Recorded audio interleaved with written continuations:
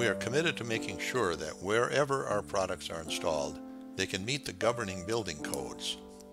One of the key specified parameters in the building codes adopted by various jurisdictions is minimum wind load resistance. Depending on location, the minimum wind load resistance will be different. For instance, in coastal regions, due to the probability of violent weather, it is generally higher than locations several hundred miles inland. We have developed several modular designs for the columbarium niches we supply. Depending on the type of product to be constructed, we will use one of these modular designs to achieve the desired height, width, and shape. The capability of a product of a given size and design scheme to withstand wind loads will be characterized by applying both structural testing and simulation.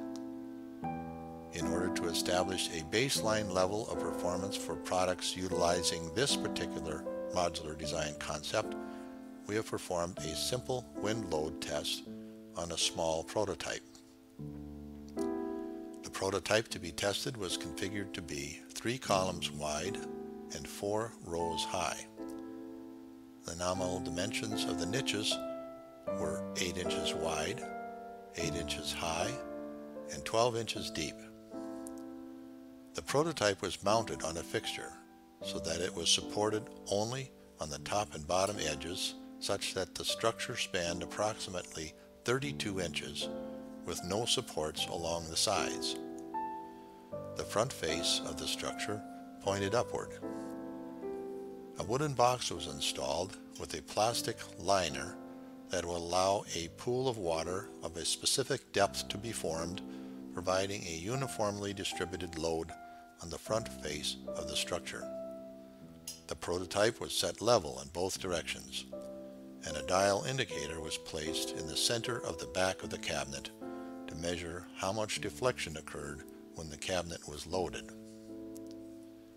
The dial indicator was set to 0 prior to starting the test.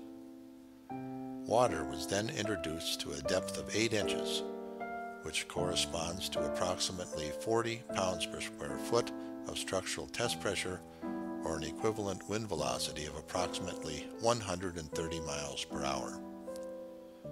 The measured deflection of the cabinet was 0.013 inches. This produces a ratio between the length of the span and the measured deflection of approximately 2,460, indicating a significant safety margin in the wind load resistance.